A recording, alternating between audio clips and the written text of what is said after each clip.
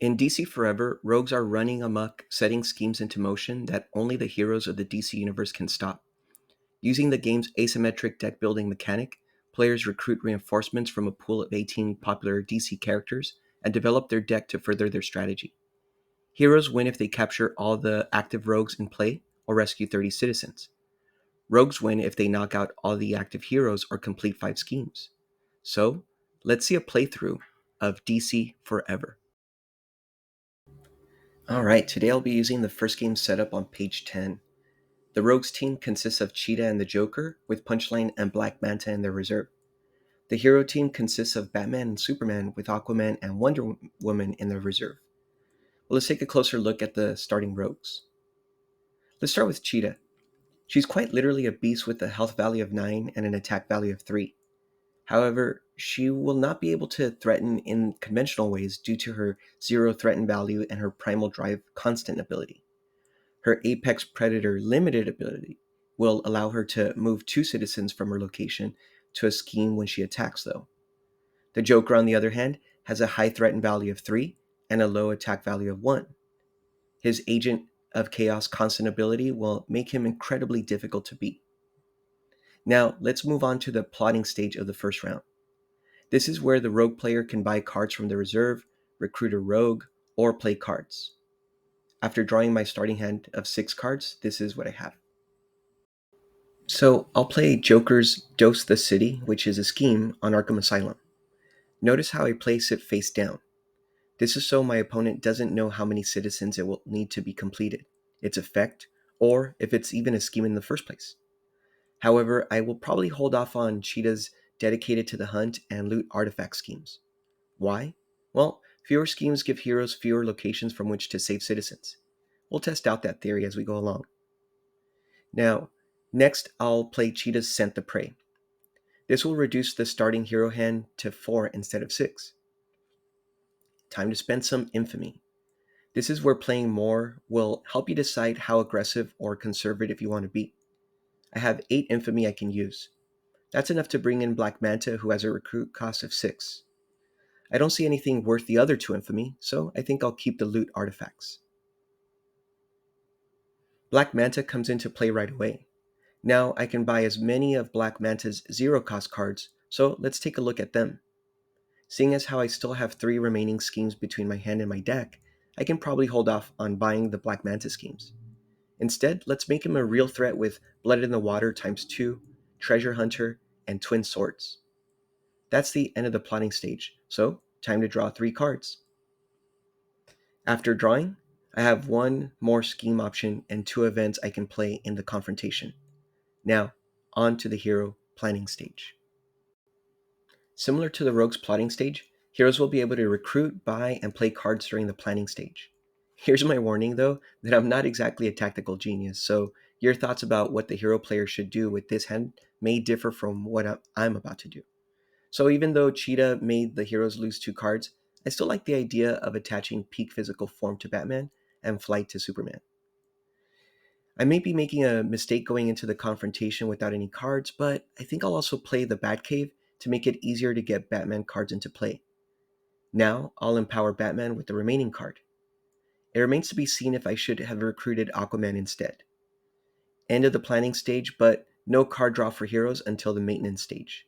But first, on to the confrontation stage. This is a good time to mention that in the first Rogue Provoke phase of the game, the Rogue player cannot pass. In future rounds, it will be possible to do so. Harley is going to claim first, though, due to the timing of her reaction effect. Now that she's resolved her ability, it's time for the first activation. Now the Rogue player will pick a character, exhaust its card, and then send it out to a location. Let's start with the Joker. He's going to go to Arkham Asylum and bring his brand of chaos. Before I threaten with the Joker, I'll play Acid Flower to deal 2 damage to Batman unless the hero player discards a card from him. Well, it looks like empowering Batman was a good idea. Off it goes. Damage avoided. Now, Joker threatens for 3, but he's at Arkham, which grants plus 2 citizens to rogues during a threaten. This brings the location citizens to 3 and the scheme citizens to 5. Time for the hero oppose phase. Again, in the first round of the game, the heroes cannot pass. So let's start with Batman. The hero player will send Batman to Arkham to deal with Harley. Since Batman has the Batcave asset in play, it triggers when he activates. So let's find a Batman card. After discarding cards from the deck, the first Batman card is Grappling Gun. It's an attachment, so it comes into play right away. Now Batman is ready to attack Harley. His base attack value is 1, but peak physical form adds +2 if I discard it, and Arkham Asylum adds +1 on the first attack at this location. 4 is her total health, so she'll be removed from the game. Since Harley hadn't been swayed by the rogues, her one claimed citizen goes to the hero's sanctuary. A new unaligned character is now drawn and placed in the location of the attacking player's choosing. The drawn card is none other than Black Adam. It looks like he's going to be a nuisance whenever a character claims. Arkham would normally be a good spot, but I think I'll send him to the Daily Planet to discourage rogues from going there.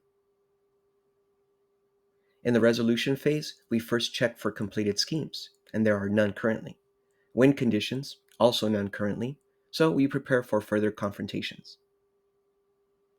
If there were a location with 0 citizens, we would now replace it with a newly drawn card, but that hasn't happened yet. So we move on to a new confrontation cycle, starting with the next rogue provoke phase. Cheetah would be a good character to activate, except that she's best suited for dealing with Superman. And since Black Manta does 2 damage, he will activate and head to Arkham Asylum since Batman is looking pretty vulnerable. Black Manta attacks Batman for 2. Batman can't do anything to reduce the damage. So what do we do with Superman? He can go to the Daily Planet to rescue since Black Adam is there, but he will trigger Black Adam's ability. He can also go rescue at Arkham Asylum or even pass. Passing will allow Superman to swoop in later if Cheetah activates next, but passing also means Cheetah can finish off Batman. This is a tough decision. As much as it pains me to do this, I'm going to pass. I'll probably regret this later, but part of learning this game is learning from tactical errors. As a rogue player, I find it very hard to pass up an attack that can KO Batman. So that's exactly what Cheetah will do. In addition, Cheetah will activate Apex Predator by spending 2 infamy with loot artifacts, and that'll move 2 citizens from that location to the scheme. Now, Superman currently has rescue modifiers, so he will ignore Arkham and head to the Daily Planet. With flight, he will rescue a total of 5 and draw a card. Black Adam will also claim. Time to check for completed schemes. Superman would suffer 3 damage, but his Kryptonian physiology reduces it to 1. Time to recall all the player characters and draw cards. Rogues draw 3, while the heroes draw back up to their hand size of 6. Remember to shuffle the discard to form a new deck immediately after drawing the last card.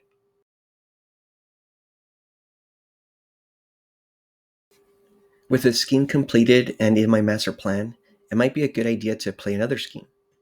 Special Gift is an attachment, but it acts like a scheme in that it is placed face down at a location. My goal would be to bait a hero here and let it go kaboom, but it might be better to play that late game once heroes have taken damage. So I'll just go with Prized Hostage. What I don't want to do is take the last hostage in a location on my turn, so I think I'll place it on Valhalla Cemetery, which still has 8 citizens. I'm going to try to avoid diluting my deck too much, so I think I'll focus on acquiring more cards to improve my current characters before recruiting Punchline. You see, Punchline's actions require cards being discarded to determine her attack and threaten values. I can see this depleting my hand during the confrontation stage. Plus, it'll be a while before purchase cards enter play. I want to keep those Cheetah cards in my hand, so I have 3 Infamy to spend. I'll buy Cheetah's Enhanced Strength. After drawing 3 at the end of this plotting stage, I have what I need to make Black Manta a beast, but I don't plan on using him that way this round. I'll have him lie in wait. The heroes start their planning stage with 6 citizens in the sanctuary. With Batman down, I have to prioritize recruiting, but I'll continue bolstering Superman if I can. I have between 6 to 8 renown to spend. I'll recruit Aquaman for 4, buy his 0 cost cards, and 2 1 cost cards for a total of 6 renown. Since I use Batarang to add to my resource pool, I can bring it back into my hand to be spent in future rounds. Now, I'll set up Superman for success on future turns by attaching Heat Vision, playing Fortress of Solitude, and hanging on to Super Breath, which is an event. In the confrontation stage, the rogues have the numbers, so there's not much of a downside to being aggressive. I'll send out Joker to the Daily Planet to attempt benefiting from the location's ability. If Superman rescues there, Black Adam will deal him damage and the location will be replaced. I'll also play Acid Flower against Superman. However, Joker isn't actually required to attack or threaten, so I'll just have him laugh maniacally instead.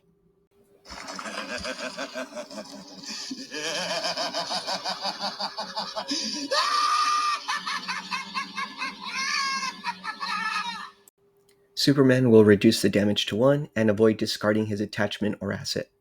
Heroes will do the prudent thing and wait for reinforcements. The heroes will pass. But the rogues can strike again.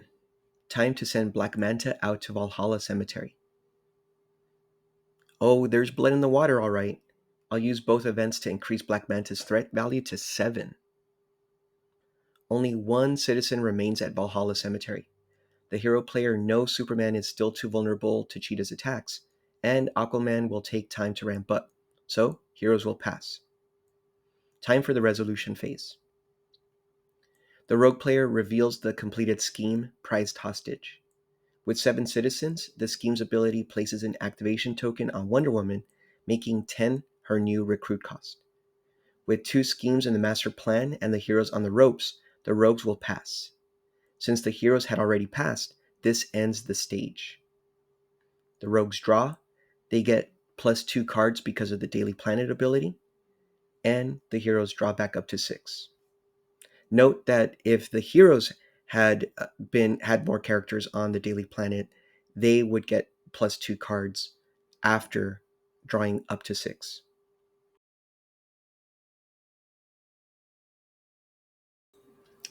I'll start this third round by playing Cheetah's Scheme Loot Artifacts to Valhalla Cemetery. Next, I'll attach Twin Swords and Treasure Hunter to Black Manta. I'll discard Treasure Hunter right away to use its ability. I'll choose the hero deck to discard from, revealing Prestige. I get to add 5 Infamy to my resource pool. Now I'll spend the 5 on Manta's Battle on Many Fronts and his 0 cost scheme, Revenge at Any Cost. Next, I'll attach Bang Gun to the Joker. After drawing 3, I get these new cards. The hero player will discard 5 of 6 cards in hand to add 10 renown to the resource pool, enough to recruit Wonder Woman. I'll buy her 3 0 cost cards. Now, at the end of this phase, Batarang comes back to my hand. I'm hoping to possibly empower Wonder Woman during the confrontation if I successfully use Superman's Super Breath. In this next confrontation stage, I will play Joker differently, using him to attack Black Adam. To his 1 damage, I'll add +1 with throwing card. Its effect will resolve after all damage from modifiers is dealt. I'll discard the Bang Gun to reveal the top card, which is Joker's special gift granting a +3 attack modifier, bringing his total to 5. Now I'll resolve the throwing card effect, which allows me to draw a card, which is the revealed special gift. The heroes are still not in great shape, so the hero player will assume that rogues will keep going, so they pass hoping for a better opportunity later. Back to the rogues. The hero's plan backfired. The rogue player passes, ending the confrontation immediately. The rogues now have 10 cards, their max, after drawing 3 in the maintenance stage. But the Joker was at the Daily Planet, so they draw 2 more cards. However, they'll need to discard 2 to get back down to 10. And since heroes now have Wonder Woman, their hand limit is now 7 instead of 6.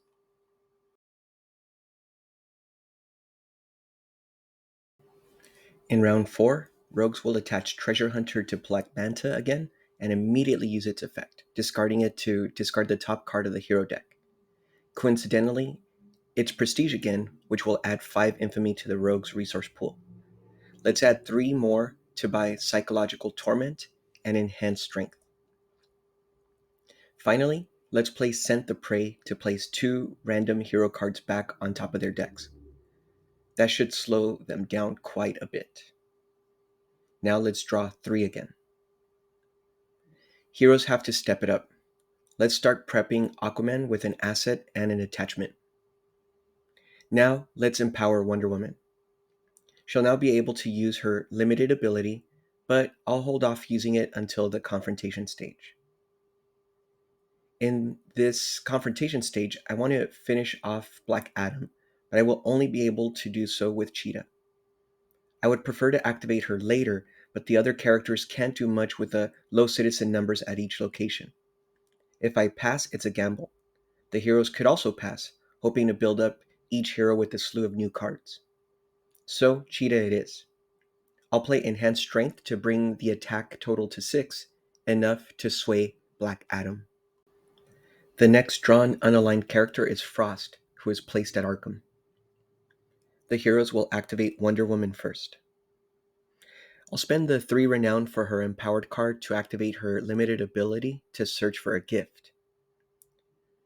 This brings Gifts of Artemis into my hand. Let's attack Cheetah for 4. But what's this? Cheetah has some tricks of her own. She's been hanging on to 2 enhanced reflexes that lets her deal 2 damage to her attacker. This will be 4 damage to Wonder Woman. These then trigger On the Hunt, which will steal 2 citizens from the sanctuary to a scheme. But it is still Wonder Woman's turn, so she will play Gifts of Demeter to heal 2. This might seem like she's out of the woods, but the rogues have an ace up their sleeve. Actually, a Joker. The Joker will activate next and head to the Daily Planet. He uses Acid Flower, and without an empowered card or attachment, Wonder Woman is defenseless. Her health goes down to 5. A Joker 1 damage attack brings her down to 4. Superman sees Wonder Woman is in trouble and rushes in. With his attack modifier, he is able to deal Cheetah 3 damage, bringing her down to 2. Good thing she used all her reaction events so she can retaliate. Black Manta sees everything is going down at the Daily Planet and joins the fray. He uses his attached twin swords to deal 4 damage to Wonder Woman, knocking her out. With the Atlantis asset in play, Aquaman's damage value is 2, which means he is able to capture Cheetah upon arriving at the Daily Planet. After that chaotic confrontation, we go straight to the maintenance stage where the rogues will draw 3. With an equal number of heroes and rogues at the Daily Planet, neither will draw 2 extra cards. The heroes draw back up to 6 now that Wonder Woman has been eliminated. At the end of the round, Frost claims, bringing the total citizens at her location to 0. However, locations with 0 citizens are only replaced during the resolution phase of the confrontation stage, so it remains in place for now.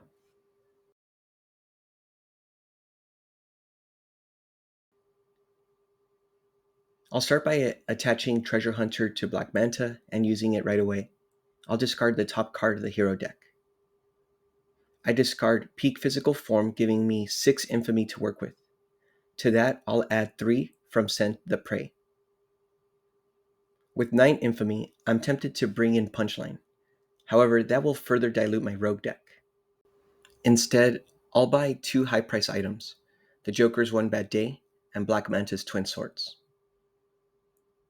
I'll now attach Special Gift to the Daily Planet like a scheme. I'll attach Bang Gun to the Joker. And then I'll draw 3, which depletes my deck.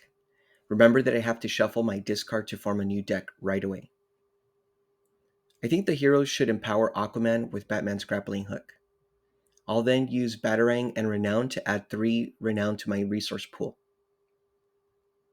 Let's buy a 3-cost Aquaman card, preferably one with a magic keyword. Compulsion looks good. I'll now attach Flight to Superman. In this confrontation stage, the rogues will have to press the issue. You see, if they pass and the hero passes, there is no resolution phase. This means Arkham will stay as a dead location, slowing down the rogue's progress and letting the heroes back in. Now I'm wishing I had recruited Punchline so I could send her out to do something suboptimal. I'll send out Black Manta to threaten at the Daily Planet. This will trigger my swayed Black Adam to claim as well, putting a citizen on the scheme. However, this will deal 1 damage to Black Manta due to Black Adam's threshold ability. Reading the situation, the heroes will pass because they will benefit from the resolution phase, revealing 2 new locations. Downtown Central City and Blackgate Prison are revealed. Well, Joker is in a good position to sway another unaligned character. I'll send him there to attack to attempt to sway Frost. To his 1 damage, I'll add +1 with throwing card, with its effect resolving after all damage from the modifiers is dealt. I'll discard the Bang Gun to reveal the top card, which is not a Joker card this time. This allows me to draw that card instead while using the effect a second time. This also is not a Joker card, but I do get to draw it. Joker does 3 damage, 1 from his attack value, 1 from throwing card, and 1 from Blackgate Prison. Now I'll resolve the throwing card effect, which allows me to draw a card, which is unfortunately another cheetah card. Next, I'll attach Psychological Torment to Aquaman. This will make it harder for the hero player to use Aquaman effectively. With the Joker unable to sway Frost, Aquaman sees an opportunity. He'll rush in to defeat her with his 2 damage and places her 1 claimed citizen in the Sanctuary for a total of 5. Peacemaker is drawn from the unaligned deck and placed on Valhalla Cemetery. Without another rogue character able to activate, Superman can move about freely. Wanting to benefit from Blackgate Prison's effect, he moves there to rescue. He is able to claim all 6 citizens here by also discarding flight. He draws a card and chooses to empower himself despite not really needing to, just to thin out the hero deck. He will then place 1 at the Fortress of Solitude and the other 5 in the Sanctuary. That's 1/3 of the goal complete. In the resolution phase, the new location drawn is Cord Industries, which has no printed location effect. Time for rogues to draw cards. After drawing 3, I discard an 11th card to get down to 10. And now the heroes. Oof, not great.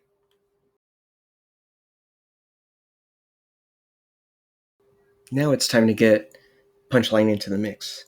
There are tons of cheetah cards in my hand, so I'll spend their 9 infamy on recruiting Punchline and getting a couple of her cards. Now I'll draw another 3. For the hero turn, I'll empower Superman with 2 cards to thin the deck. At the end of the planning stage, Aquaman is going to have to discard a card attached or empowering. He'll discard the empowering card as I have no magic keywords on cards in my hand. In this confrontation stage, I'm going to send the Joker to Cord Industries. Time to play just 1 bad day. X is half the number of citizens at this location, so the Joker will claim 8 unless the heroes take damage. Since Superman is still in play, he'll suffer 5 damage and reduce it to 1 with Kryptonian physiology. This means the Joker is only able to claim 3. The Joker will then play Acid Flower to keep the pressure on Aquaman. He will choose to take the damage rather than lose his attachment. Now I'll send Superman to rescue at Cord Industries. Using the location effect and Super Breath, Superman will rescue 5, sending 1 to the Fortress of Solitude and 4 to the Sanctuary. I'll empower Superman with the drawn card. Punchline is going to mix it up now. She goes to Cord Industries to threaten, and because of her ability, I will have to discard a random card to determine its value. It turns out to be a cheetah card with 3 infamy, so this will reduce Cord to 0 and bring the scheme to 7. But what's this? No citizens left at the Joker's location?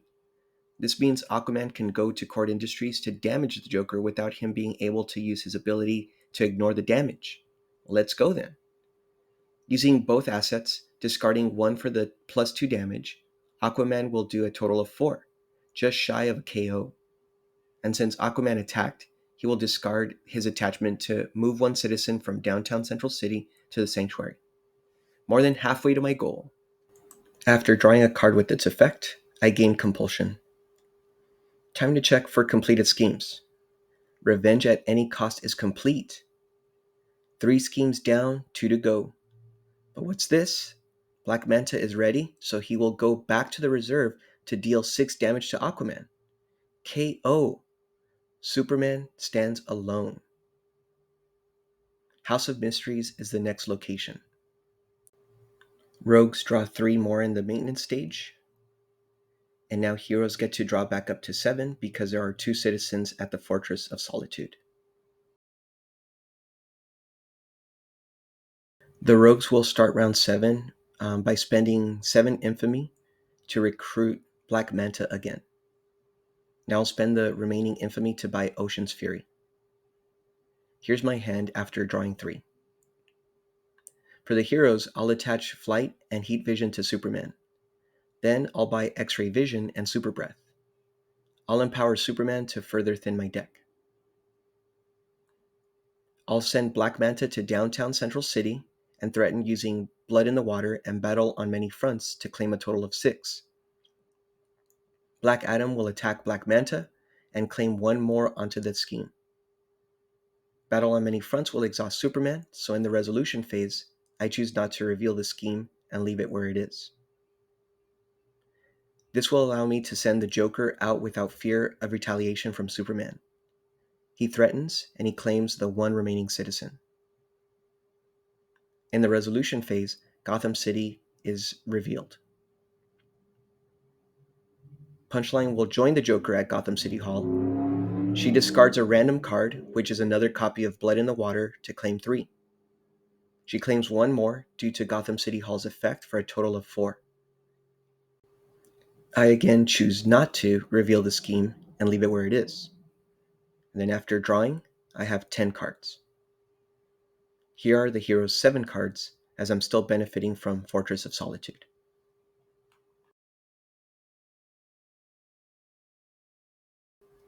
In round 8, the rogues will start by playing a scheme at the House of Mystery. This triggers Peacemaker, who will move there and claim. I'll attach various cards to Black Manta. And let's wrap it up, so there are the cards in my hand after drawing. For the hero turn, I'll attach X-Ray Vision and discard it immediately to draw 3 cards. I didn't draw anything good, so I'll empower Superman with all but 2 cards. Okay, back to the rogue player. The rogues see that Superman has tons of attachments and thinned out his deck, so he probably has great events. I need to make it difficult for him to have 1 big rescue. When I threaten at House of Mystery, I reveal 2 infamy on the discarded card. I then use the location ability to discard a card from the hero's player's hand. Superman will go to House of Mystery too. This will allow him to rescue 7. Still, the heroes are 6 away from victory. I resolve Flight first to draw. It's a Batman card, so I'll just empower. I resolve Super Breath next. It's an Aquaman card, so I'll just empower. I resolve the House of Mystery effect last. I draw Flight after reshuffling my discard to form a new deck. Well, I think it's over now. I send the Joker to the House of Mystery. I play Just One Bad Day, just because, for +3 to threaten. Superman takes the 3 damage, but reduces it to 1. This still allows the Joker to claim 3. And there it is. After revealing the face-down schemes during the resolution phase, 1 revealed card was a special gift, which would have done damage to a hero here. The others were completed schemes that bring the master plan to 5. And there you have it, a complete playthrough of the game. So I hope that this was pleasant to listen to in terms of understanding like how the game functions. I know that there have been some complaints about the rule book, but it is one of those games where you just kind of have to get it to the table and kind of work it out. You can see also that your strategy might not make sense at first, and that's because you're still trying to figure out the game flow. So what I would say is just kind of keep at it, keep playing it, keep using the forums to ask questions. And like always, if anyone's interested in a game, ask me and I will invite you to Vorpal Board and we'll get a game going. And with that, Thanks for watching.